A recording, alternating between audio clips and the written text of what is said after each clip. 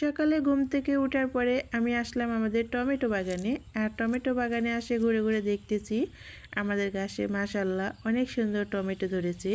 তো গাছগুলো যদিও পরে লাগানো হয়েছে, তো আগের ভিডিওতে দেখাইছিলাম আমাদের গাছে ফুল ধরেছে, আর এখনকার ভিডিওতে দেখেন মাশাআল্লাহ অনেক সুন্দর টমেটো ধরেছে। তো টমেটোগুলো কিন্তু আমাদের বাগানে অনেক সুন্দর হয়ে ধরে আছে।